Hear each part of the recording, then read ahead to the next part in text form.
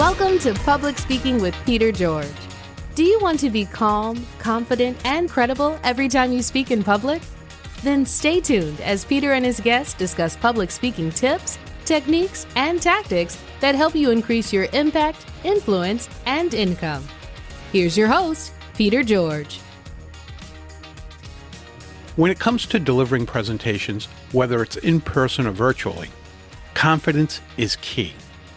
Your audience, consciously or more than likely unconsciously, is assessing your level of confidence. In turn, their evaluation will help them decide how much stock they're going to put into the information you're sharing with them. And here's the sobering part. Their brains are making this judgment in a matter of only a few seconds. Now, you're probably wondering what they assess in this brief time that'll help them determine your level of confidence. Well, it's a number of things, including your posture, your facial expressions, and your eye contact, or lack of it. Let's start with your posture. When it comes to this, your mother was right. Stand and sit up straight.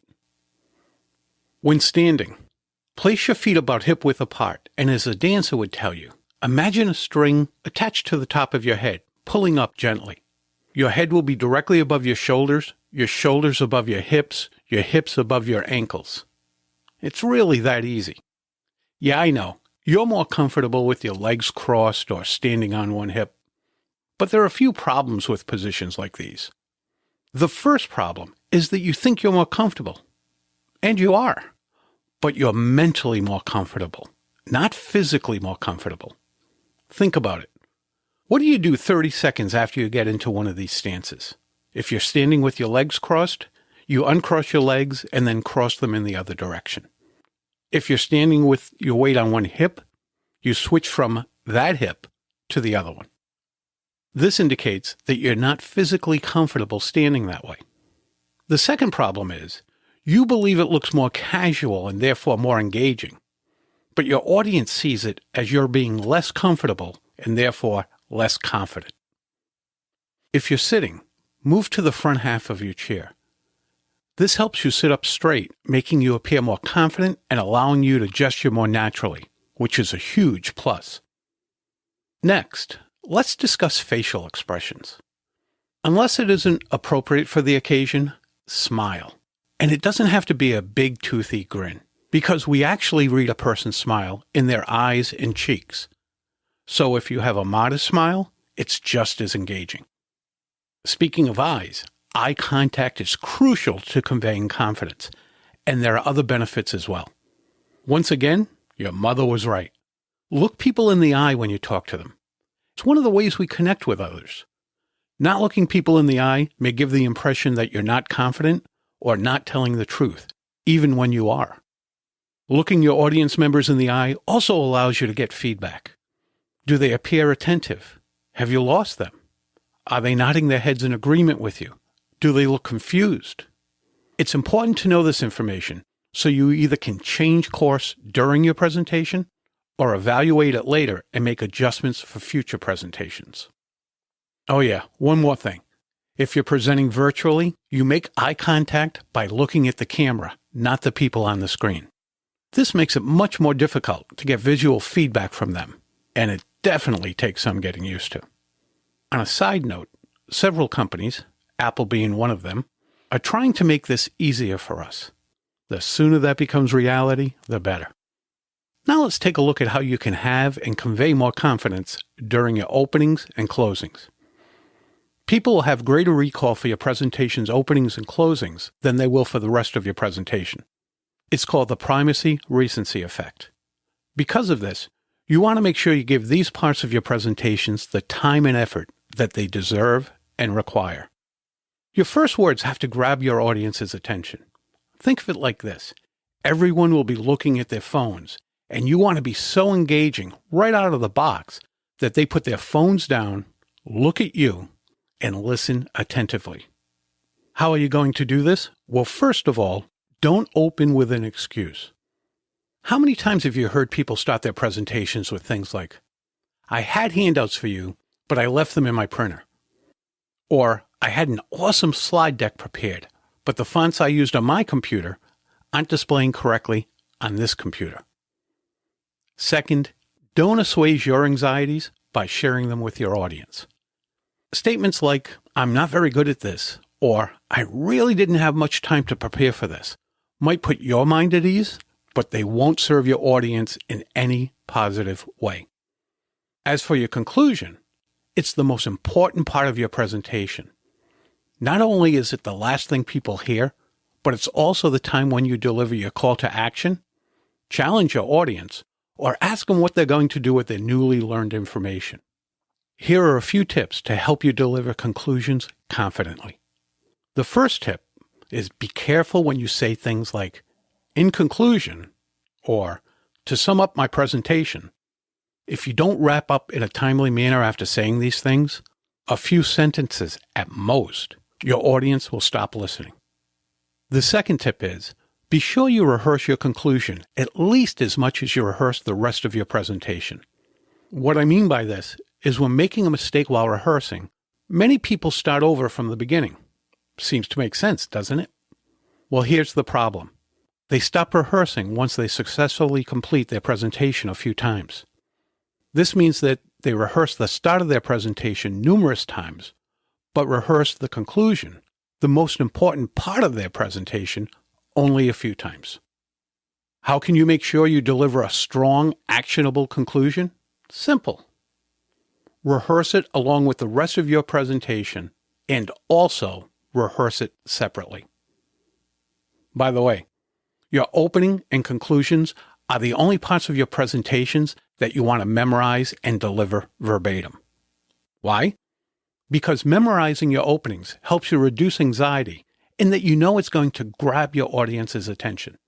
And knowing that you're going to grab your audience's attention allows you to concentrate on an engaging delivery. The same is true for your conclusion.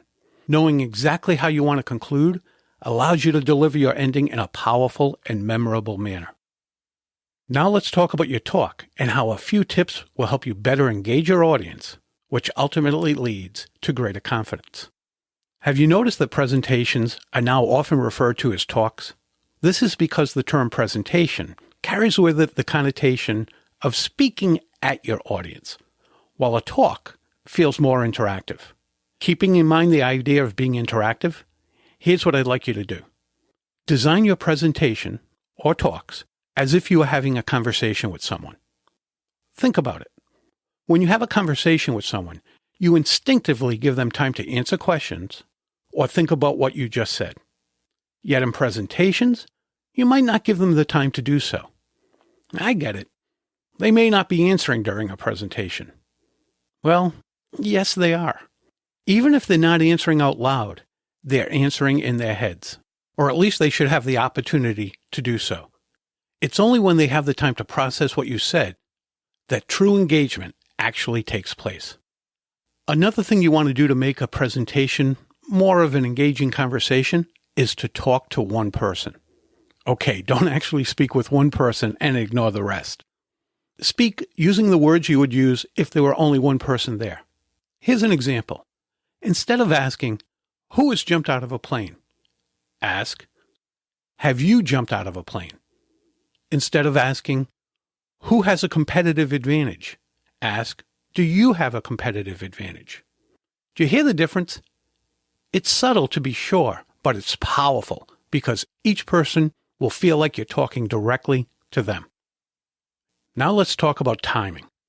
Just like a comedian sets up her punchline by knowing when to speed up and when to slow down her delivery, just like she knows when to raise her voice or lower it, just like she knows how to most effectively deliver her punchline, you should learn to do the same with your presentations.